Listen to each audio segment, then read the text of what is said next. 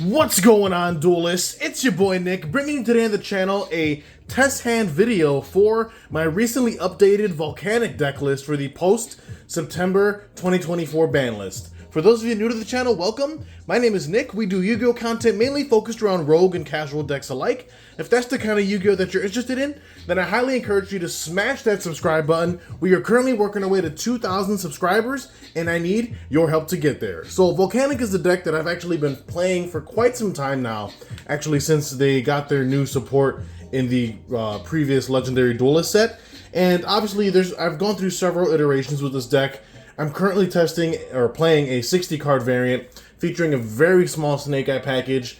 And I've been having some pretty good success with the deck, and it's just been a ton of fun.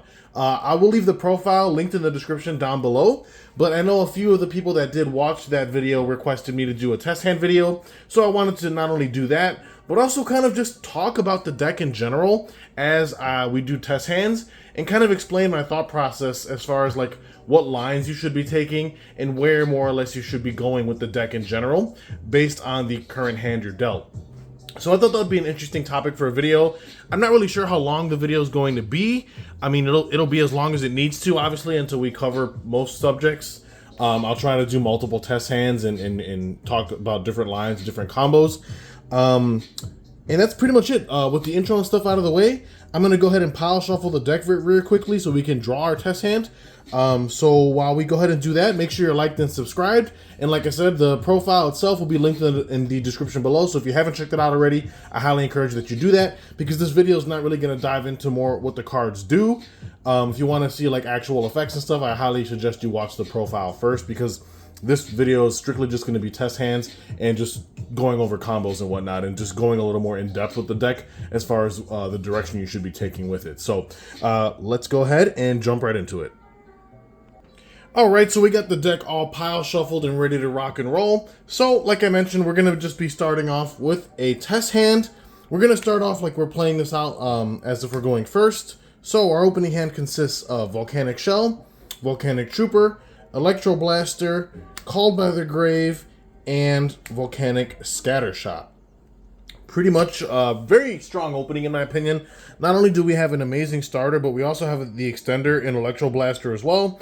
Drawing Scattershot's a little unfortunate. However, you can weave it into your combo at times, depending on what you want to go for. And then obviously having Shell is really nice, given that Shell makes great discard fodder for Trooper's secondary effect, allowing us to produce a bomb token to the opponent's field, which can also enable certain lines for us. So, like I said, we're going to play this out as if we're going first. Now, looking at this hand, the first thing you want to understand is that we do at least have the ability to play through one hand trap. Well, I guess multiple, because we also open Called By, but I don't really count this because Called By is a 1 of and a 60, so like the fact that we drew it is nice, but you can't always guarantee this will be in your hand.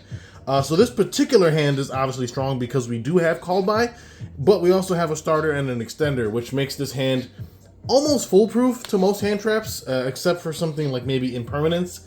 But outside of that, I think we should still be able to go pretty far into our combo. Now, looking at this hand, obviously, you see we don't have access into our Snake Eye line, which means we're strictly going to be playing with the Volcanic half of our deck. I say half as if like it's half Snake Eye, half Volcanic. Realistically, there's only like 5 Snake Eye cards in the list, but that's besides the point. So I think, obviously, you're looking at the hand, you definitely want to lead with Volcanic Trooper. This hand can actually FTK.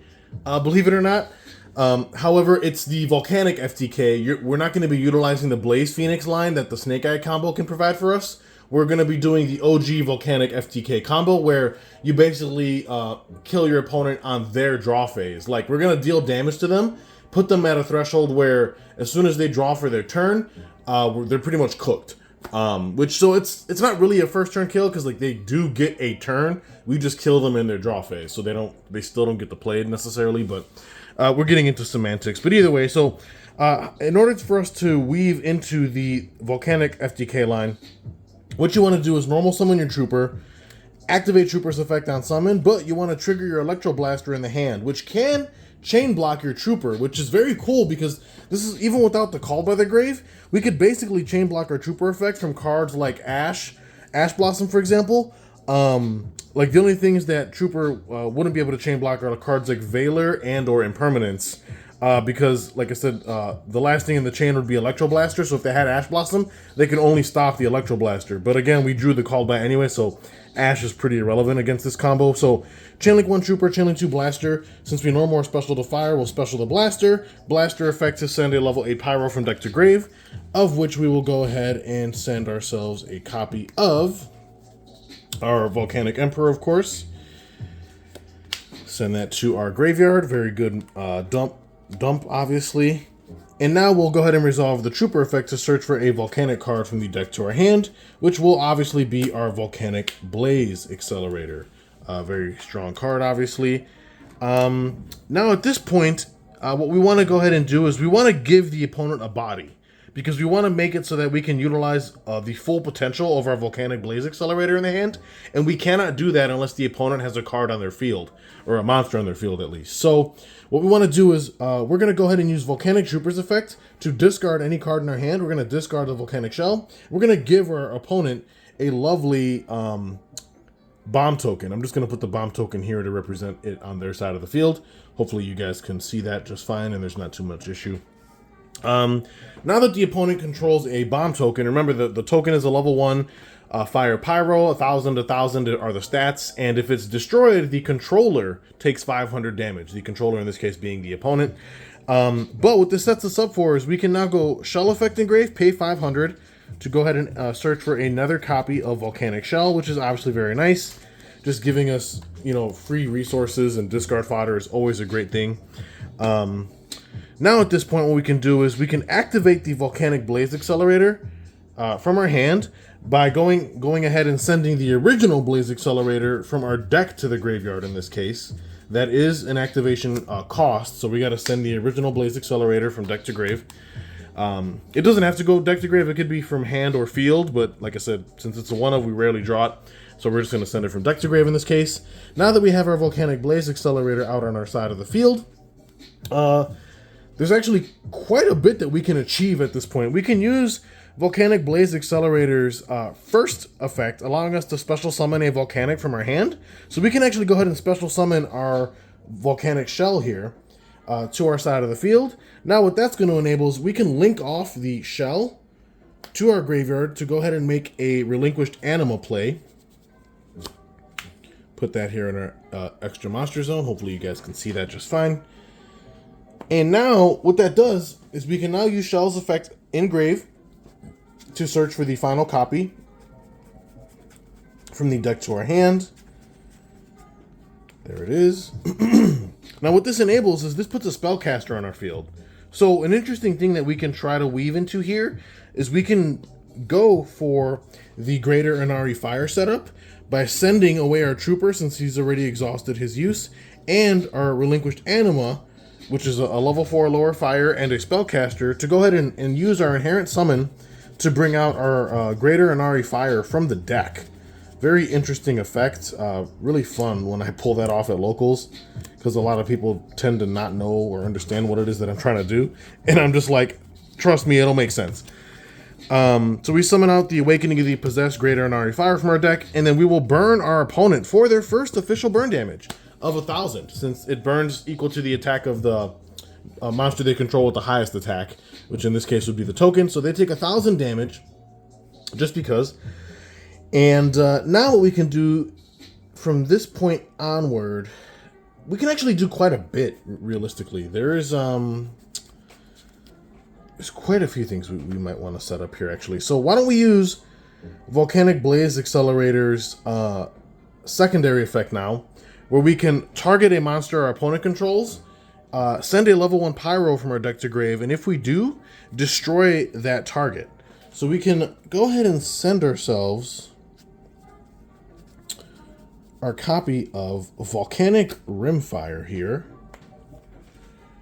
and then we'll destroy the token. The opponent will take 500 damage for that, so keep in mind they've already taken 1,500 damage thus far, the 1,000 from the Greater Inari and the 500 from the token, bringing their life total down to 65, if my math is correct. Now what we can do is use Volcanic Rimfire's secondary effect in the grave, where if he's sent to the graveyard, we're able to banish a Blaze Accelerator card from our face-up field or grave, and if we do, place a Blaze Accelerator continuous spell trap directly from our deck face-up in our spell trap zone. So we're going to banish the Blaze Accelerator we control to go ahead and place another copy of it from our deck. I'll go ahead and put it here just to differentiate the two, because Volcanic Blaze Accelerator is a soft once per turn on its effects, which means it's once per turn per copy. Now, you're probably wondering, well, didn't we need to banish the original Blaze Accelerator to activate this card? That would be true. However, we didn't activate this. We placed it with the effect of Rimfire, which bypasses that activation requirement, which is why we only need to play the one Blaze Accelerator, and we don't have to double down and max out, since that card is more of a Garnet. So, from this point here, we can use Volcanic Blaze Accelerator's first effect again, allowing us to special summon a Volcanic from our hand, which in this case can be our copy of Scattershot, since we, did hard open it. So we can go ahead and bring out our Scattershot for free, pretty much. And now what we can do is, let's go ahead and let's link off our Greater Inari Fire and our Scattershot. We can go ahead and, basically it doesn't really matter what we link for in all seriousness. We can just go for like a Sunlight Wolf setup, for example.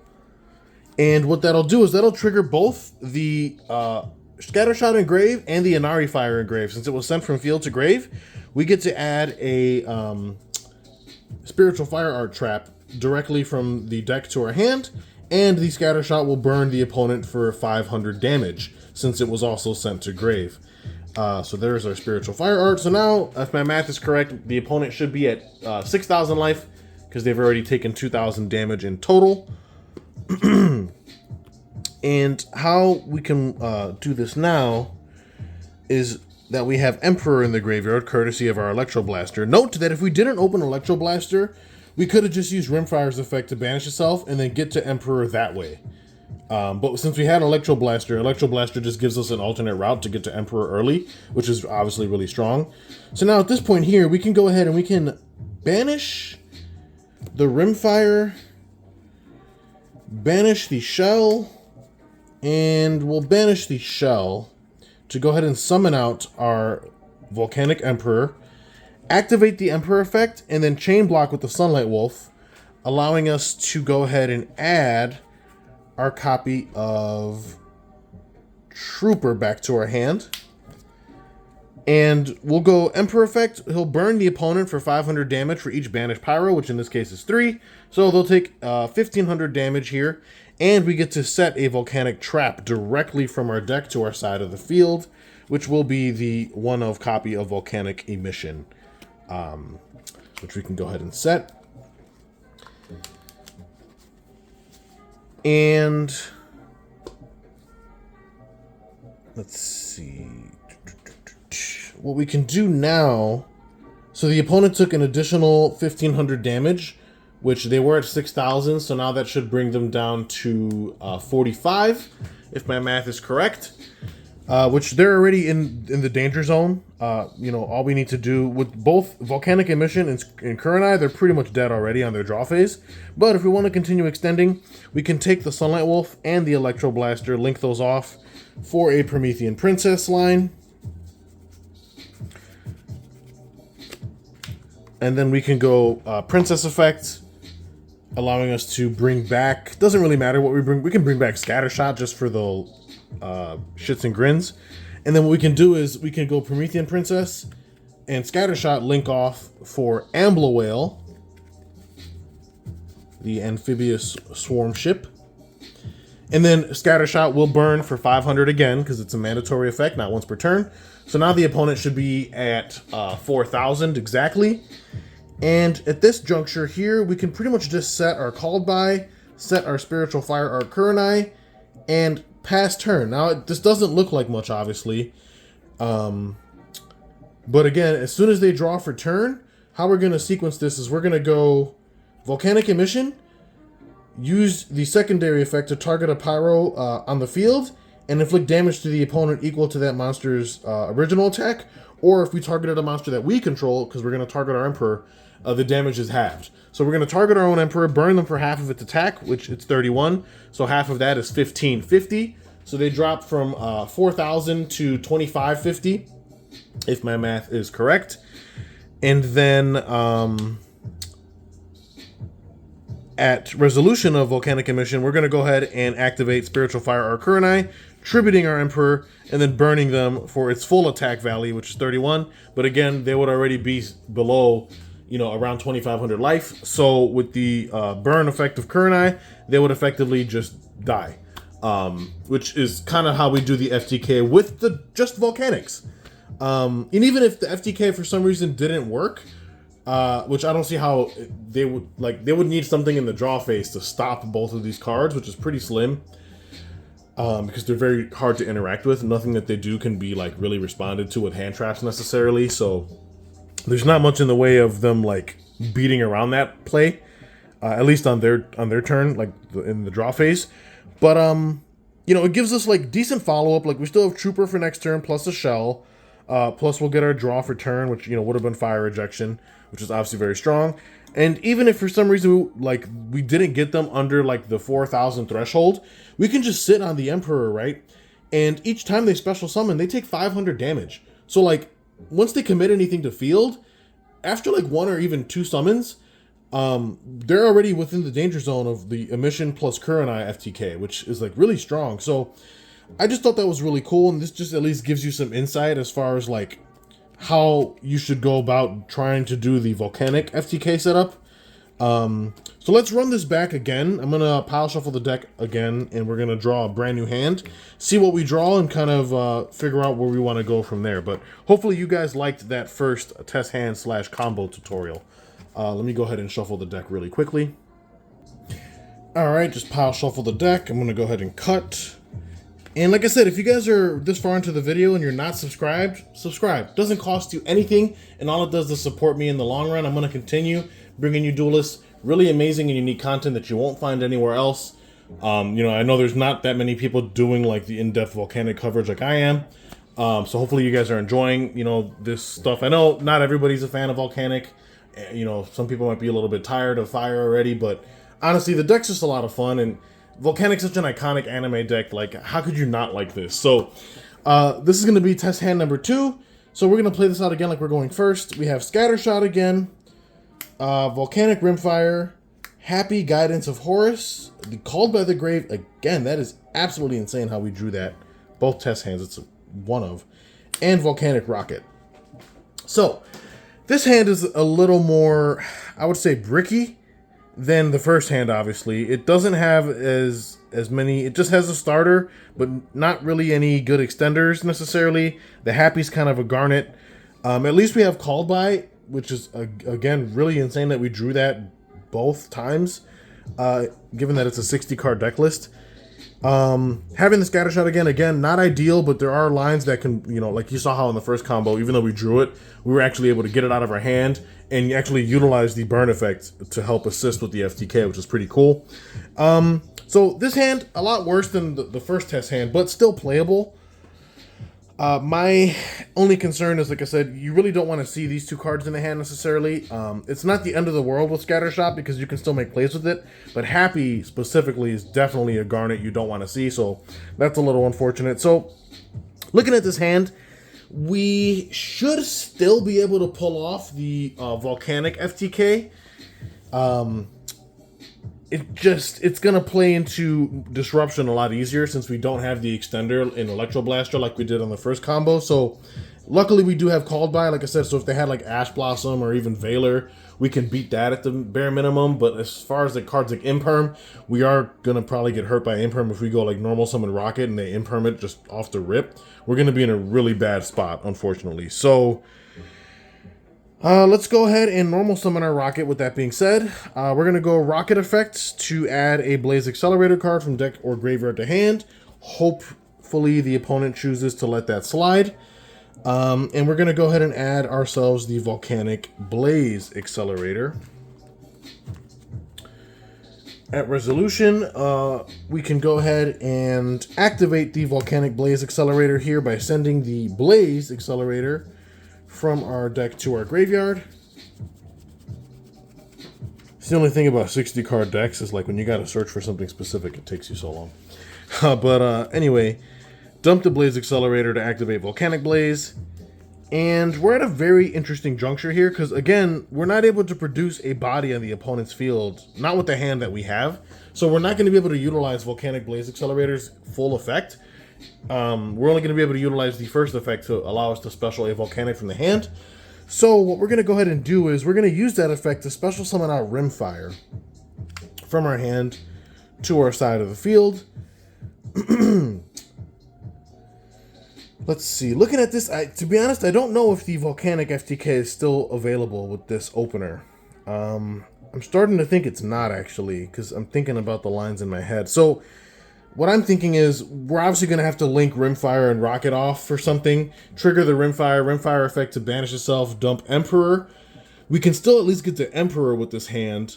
But unfortunately, there's not much else we can do in the way outside of that. Like I said, drawing both Scattershot and Happy are a little unfortunate, and the Called By is, again, it's a cool card to have, but realistically, it's also a card you don't really want unless the opponent has hand traps, because let's just assume all this resolves so far. Let's say the opponent didn't have a hand trap. Then the Called By is also effectively like bricking us to some extent, because we basically have 3 cards in hand that aren't doing much. So I think that's going to be our only option here is we're going to have to just link these off. So let's link off the Rimfire and the Rocket. Now it just becomes a matter of what we want to link into. I guess we could go for IP, actually. That's probably a pretty good way to set this up. We're going to trigger the Rimfire effect, banishing itself, to send a Volcanic from our deck to the graveyard, of which we'll be sending Emperor in this case.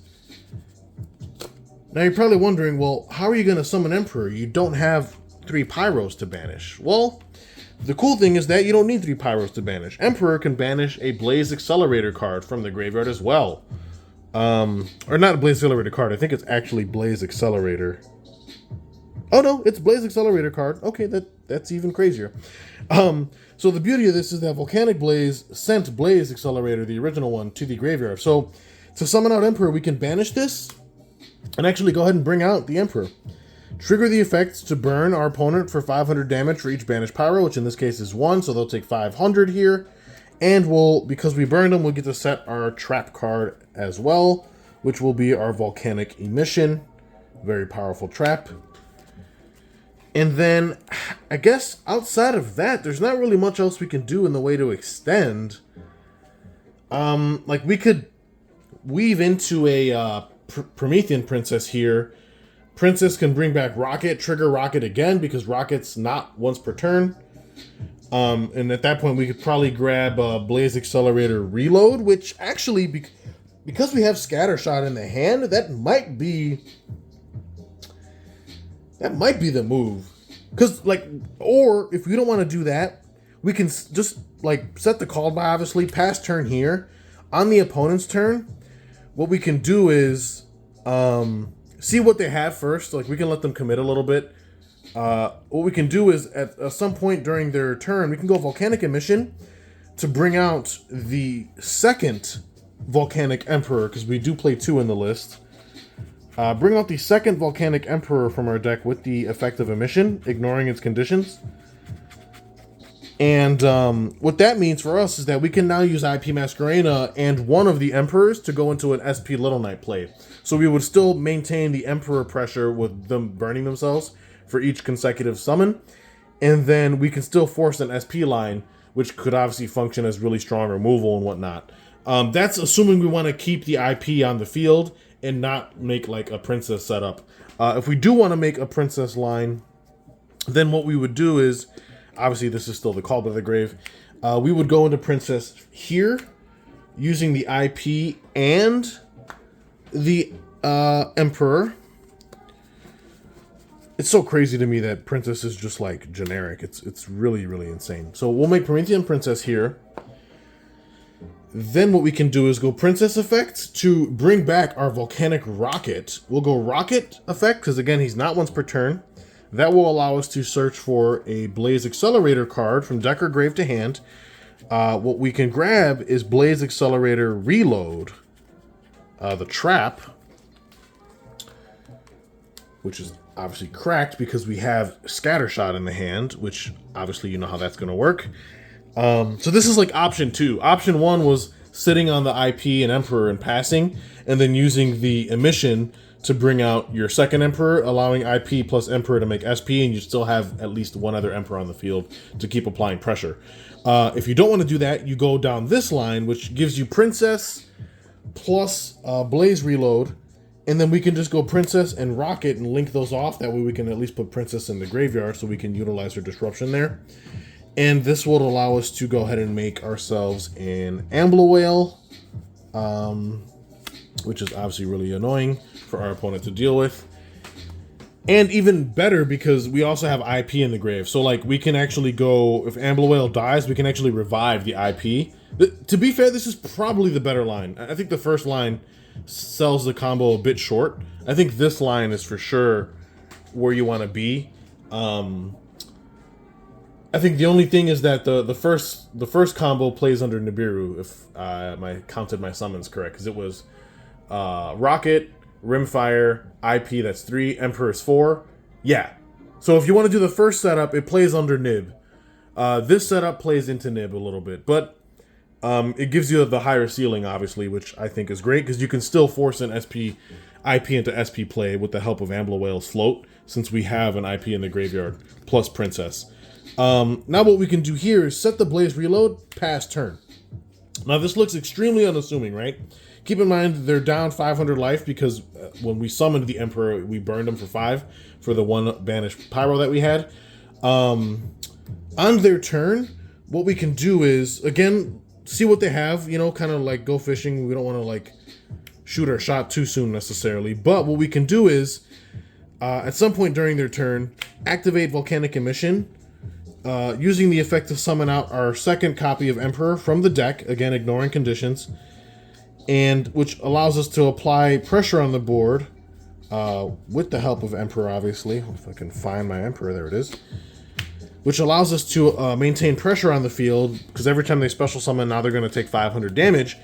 But the interesting thing is that we now have Princess set up in the grave, which, you know, Princess could pop Ambler Whale, pop a card they control, revive herself, and then because Ambler Whale was popped, we can bring out IP. IP can then link with either Emperor or the Princess. Actually, no, because then we're fire locked. Hold on. We would need to get the Promethean Princess off the field. I'm sure there's a way to do it. I mean, it really just depends. This is all theory crafting and hypotheticals, obviously, but we can maintain pressure with Emperor. You know, we have the Ambler Whale, the Princess Disrupt, and what's crazy is that because we now have Blaze Reload, we can go reload. If things are getting too chaotic on the opponent's side of the field, we can go reload effect, send a Volcanic from our hand, which will be the Scattershot, to draw 1 card. Drawing a Snake Idea Bell, that's whatever. But because Scattershot was sent to grave by the effect of a Blaze Accelerator specifically, we get to trigger the full Scattershot effect, allowing us to send the other 2 copies. We'll burn the opponent for 1,500 damage total and destroy all monsters they control. So depending on when we want to use that disruption, you know, as they're trying to like build their board, we can hit them at a really crucial choke point and keep them off some pretty interesting lines while also burning them even further. And then like setting them back, you know, depending on how many monsters they committed to field. The board wipe could even end their turn in some cases, but if it doesn't, now they have to rebuild their board. Meanwhile, they're still taking the 500 damage for each special summon. So like, it just puts them in a really suboptimal position. And then obviously like we would, assuming that like they like pass turn, for example, let's just assume like we had to go Princess at some point. So we would have like had a Princess over here, you know, pop the Ambler Whale. And then, like I said, Ambler Whale in this case can't float into IP, unfortunately, because we are fire locked with Princess on the field. But that's fine in the grand scheme. That's actually okay. This would be like our board for the most part. We, you know, maybe use the Called By on something if they had a grave effect, for example. But this just gives you an idea of like how that setup would work. It's not an FTK, obviously, But you can obviously see how we can still weave into some pretty disgusting lines, despite the second combo opening hand not being as good as the first one. The first one, FTK, which is like best case scenario. This combo didn't FTK, but it still ended on a pretty formidable board. You have two different choices, one that plays into nib, one that plays under it, but they're both really strong in my opinion. And like I said, the fact that we're able to abuse cards like Volcanic Rocket, getting us access to Blaze Reload, making cards again. This is the second time that we drew Scattershot, because we drew it in the first combo and the second combo, and we've actually made full use of its effects. You know, despite it being a quote-unquote Garnet, because I know a lot of Volcanic decks tend to choose to not play this, but obviously you see it works pretty well either way, so you know, do with that information what you will. So that was the second test hand slash combo. We're gonna do a third test hand and combo, and then I think that'll probably be the last one. I don't want this video to be too long. We're already pushing the 30-minute mark. So let me go ahead and pile shuffle really quickly, and we'll do a third and final test hand. All right, we're back after pile shuffling. We're gonna go ahead and cut the deck, just so that way you viewers know that I'm not trying to stack or like, you know, give myself better draws than what I'm supposed to be getting. So we're gonna play this out again like we're going first. I know all these test hands were hypothetical going first setups. I would like to do a go second setup, but to be fair, I would need like a board to play into. So it's kind of hard to try to do like go second test hands by yourself. Realistically, what I really want to do is a live duel video. I haven't done one of those in a long time, and I would love to showcase this deck in action in a live duel against you know, an opponent. So I'm gonna try to see if I can put something together soon. Stay tuned for that, obviously. But again, with that being said, this test hand, the last test hand here of this video, we're gonna play this out like we're going first again. So we have Imseti, amazing draw. Rimfire, also an amazing draw. Snake Eye Ash, this is about to be the god hand. Fire Ejection, and Bonfire. Okay, well this is clearly the best test hand we've had. This trumps even the first test hand, because now we not only have access to our Volcanic line, we have access to the Snake Eye line, and we even have access into like the zombie vampire setups to extend through hand traps with the help of Imseti, plus Fire Ejection to give the opponent a bomb token early to shut down cards like Impermanence, and we even have Bonfire in the event that the Snake Eye Ash will not resolve, because let's face it, as soon as the opponent sees this, they are hand trapping the living shit out of this. So the fact that we have Bonfire to also punish the hand trap on Ash is just insane. This hand, literally, we cannot lose with this hand. So first things first, obviously, even though we do have a really disgusting hand that can push through several forms of disruption, we want to at least try to mitigate the disruption as much as we can. So first thing we're going to lead with is Fire Ejection. Reason why we do this first is because pretty good chance this may bait an Ash. Maybe the opponent lets it resolve. What it does is it Foolish Burials a Pyro monster, any Pyro. But if you send a Volcanic specifically, we can either burn the opponent for that monster's level times 100, or we can produce a bomb token to their field. This is the same token that Volcanic Trooper produces. It's a level 1 fire with 1,000 attack and defense, and if the token is destroyed, the controller takes 500 damage. What I like about this card is not only does it Foolish Burial and get us set up for stuff, but it produces the token to their field, invalidating cards like Impermanence, making it hard for them to use cards like Evenly Matched and or Lightning Storm on the start of their turn, for example. So it's really cool, you know, helping like basically block certain hand traps from being used. So with Ejection, I think actually what we're going to want to send here is a copy of Shell, Volcanic Shell. Then we're going to go Ejection. Again, at resolution, we'll produce the bomb token to the opponent's board. So now if they had anything in the hand like Impermanence, they pretty much can't use it now because they control a card.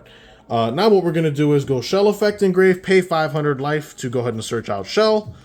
And Shell plus Imseti is just like the dirtiest thing you can possibly do. It's just so nasty, honestly. So we're gonna use the Imseti and the Shell as like follow-up. We're gonna just lead here with Snake Eye Ash, since it's pretty much the only normal summon we have. I mean, could we go Bonfire to search for something like Trooper? Yes, but since you've already seen the Trooper combo in the first test hand, let's just go ahead and take a look at what the Snake Eye combo can do. So we'll normal summon the Ash, activate effect. Again, pretty high chance it gets hand trapped, but the cool thing is that if they had Impermanence, they can't use it because they control that bomb token. So, you know, the opponent just is forced to let this resolve, which is crazy. Now, depending on whether or not it resolves, if it does or doesn't resolve, obviously we base the rest of how our line functions off of that. For the sake of this particular test hand, let's just assume it does resolve. But even if it didn't, I mean, we still have full combo because, again, Bonfire just grabs Poplar anyway, and then we just punish them for Ash Blossoming the Snake Eye Ash if they assuming they had a hand trap, or let's just say they use Effect Veiler. Again, Bonfire just totally punishes it. So, we're just going to assume it resolves here. Obviously, Ash can go ahead and get us into Poplar. If I could find it, obviously. Now, this particular hand can definitely get us to the FTK, not the Volcanic FTK. It's going to get us to the Blaze Phoenix FTK specifically, and I'll explain how that works. It's because of all the additional free bodies you get off the Snake Eye cards. You're able to link climb a lot harder, and you can actually weave into the FTK through Blaze Phoenix, which is that's a definite FTK because it kills the opponent on your turn still. You don't have to give them a draw phase. Like the Volcanic FTK does. So we grab the Poplar effect, a special, and then Poplar effect to go ahead and grab ourselves a Snake Eye Spell Trap, which in this case could be our original Sinful Spoils, but to be fair, we already have pretty much all the level 1s we want in rotation, so OSS is not going to get us very far here. I think in this case we're better off just grabbing the Divine Temple here. Then what we can do now is we can go ahead and activate Divine Temple, placing a Snake Eye monster from our deck face up in our spell trap zone. So we are going to go ahead and place the Snake Eye Diabell Star from our deck face up in the spell trap zone. Then what we're going to do is we're going to go Snake Eye Ash, sending Snake Eye Diabell to go ahead and special summon a Snake Eye from the deck, which obviously will be the Oak. So I'm going to try to speed through this because obviously I'm sure you guys have seen this Snake Eye combo gajillion times. We're going to go Oak for the Ash.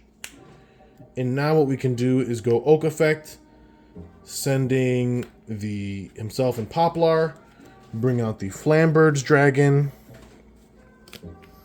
And then we can go Poplar effect to go ahead and take a fire in our grave and place it in the spell trap zone. So we put our Snake Eye Diabell back in the spell trap zone here. And like I said, at this point, we're already off to the races. The Snake Eye combo by itself can get you to the Blaze Phoenix FTK, but the fact that we have all this additional gas in our hand is just nuts. So what we can do now is we can go... Man, how do we want to do this? This is absolutely insane. We can pretty much just go... If they haven't... let's just assume they haven't Ash Blossomed us already. Then they don't have it. Because there was if they had Ash Blossom, they would have used it on the Snake Eye Ash. Or the Poplar, for example. You know what I mean? There's no way that they wouldn't Ash that. So if they haven't Ashed us by now, they simply don't have it. Which tells me that using Imseti is safe. So now what we can do is we can go Imseti, pitch Rimfire, to go ahead and search for the King Sarcophagus from the deck to the hand. Keep in mind that, again, they still control that bomb token, so even if they had something like Impermanence, it's completely turned off for this entire duration of the combo. So we're going to go Imseti, grab King Sark. I'm going to shuffle, cut, and then we're going to get the draw off of, a resolution of Imseti's effect. Drew into another shell. That's really funny. And then, obviously, we'll go Rimfire effect. Since it was sent to the graveyard, we'll banish it to send a Volcanic monster from our deck to the graveyard, which will be our copy of Emperor. Want to go ahead and get that out of the deck and into the grave so we can establish the Emperor setup as quickly as possible. Then from this point here, we can activate the King Sarcophagus, King Sark effect, pitching the shell to dump a Horus monster, which will be the Happy.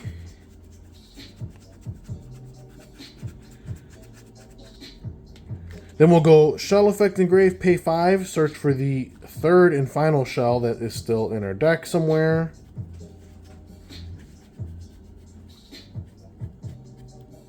Why is it so elusive? You would think it'd be easy to spot too because it's a QCR, but there's no way. Hold on. Oh, I'm so silly. We already, yeah. Yeah, we got all 3 shells in rotation. Never mind.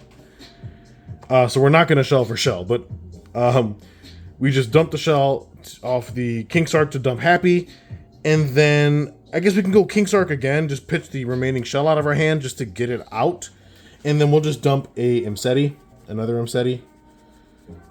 Spoiler, we're playing 3 of it, but you would know that if you watch the profile, which is linked below, by the way. It's insane to me that King Sarcophagus is 4 times per turn. That is just ridiculous. But anyway, now what we can do is we can go bring out Imseti, bring out Happy. Like, it's also, too, because, like, even though we're playing into Nibiru, like, the fact that we have Flamberge on board as, like, a nib deterrent is really insane, because if they nib us, we just get, like, all the value back anyway, because, like, the Flamberge will float, and we can still get to access to our Emperor, and still put ourselves in a very, you know, beneficial position, obviously. So that's obviously really strong. But at this point now, we can go Happy and Imseti, overlay for the Zombie Vampire. And now we're just like, we're off to the races. We're just going to go wild at this point. So we'll go Zombie Vamp, detach the Happy. To mill 4 cards from each player. So we're going to mill Bonfire, mill Droplet, mill Diabel. Well, that is really nuts. Depending on what the opponent milled, maybe we summon their monster, but realistically, let's just grab Diabel. Diabel effect will set a Sinful Spoil spell trap directly from our deck to our side of the field. I guess we just go ahead and set ourselves a Wanted. There's no need to set OSS because OSS isn't really going to get us anywhere. We already have all of our level 1 Pyros we want in rotation. So we'll just set the Wanted just to have a free card on the field.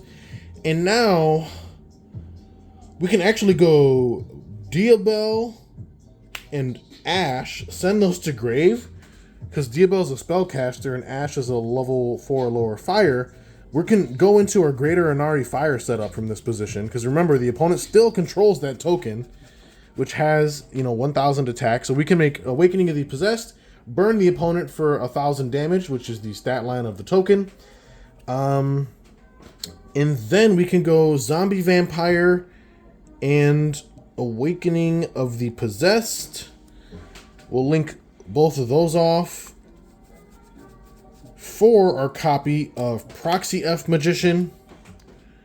Trigger the graveyard effect of the Greater Inari Fire to search for the Spiritual Fire Art trap.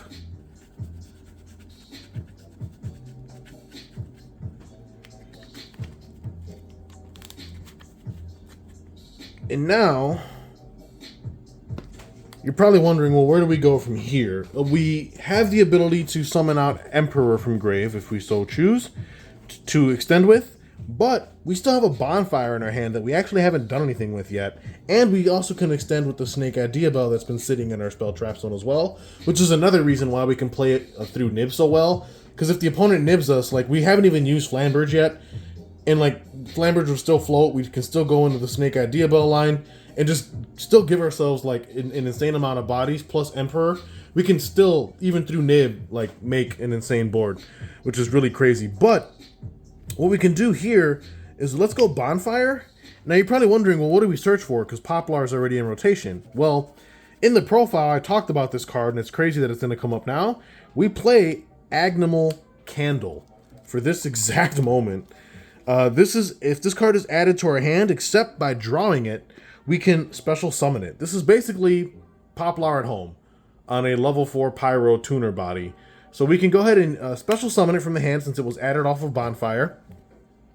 Basically a free extender.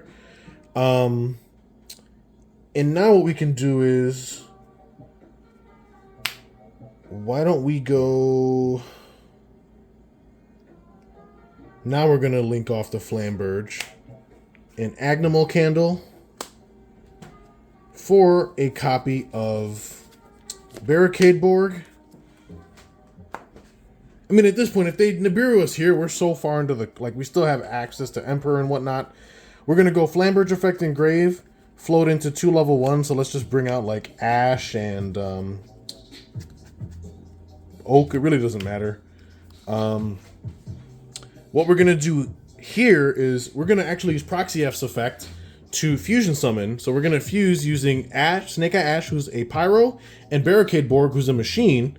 If you notice the materials, Pyro and Machine are the exact materials needed to summon out Blaze Phoenix. So we'll go ahead and produce the Blaze Phoenix. Before we do that, we're going to go ahead and set our Spiritual Fire Art from our hand to get more bodies to the field, or more cards to the field, excuse me. Then we're going to use Emperor's Effect in the graveyard, banishing 3 to summon itself. So we're going to banish the shell, and we'll banish the shell. Special out the Emperor. Emperor Effect will burn for 2,000 because it's going to be each banished Pyro times 500. So burn for 2k, and we set the trap to our last available spell trap zone, which is Volcanic Emission. Now at this point, we can actually start using the Blaze Phoenix to FTK, because he's going to burn 300 damage for each card on the field. That includes the token the opponent still controls. So that's going to be 3, 6, 9, 12, 15, 18, 21, 24, 27, 3,000, 3,300 damage. So they take 33 on top of the 1,000 they've already taken. So they've taken 4,300. So that puts them at 37, if my math is mathing. Then we're going to link off Proxy F and the Blaze Phoenix for Promethean Princess. Princess Effect will revive the Blaze Phoenix, and guess what? He is a soft once per turn, so we're going to burn again for another 3,300 damage, which should kill them. And if for some reason they're not dead, we can just take Promethean and Oak for the Salamangreat Raging Phoenix, then link Raging Phoenix for Zelantis banish the board, and then bring back the Blaze Phoenix, and then burn again, which should kill them. And then if for some reason they didn't die from that, we still have Emperor out, plus the Volcanic Emission and the Fire Art Kurenai, so we can still kill them in the draw phase if necessary. So I'm really glad that this last combo showcased like the full FTK, which is obviously very degenerate, but oh so fun.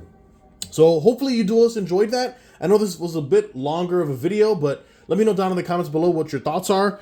Subscribe if you're not already. Like the video. Stay tuned for more amazing content coming your way. Like I said, the profile for this deck is linked in the description below if you want to check it out.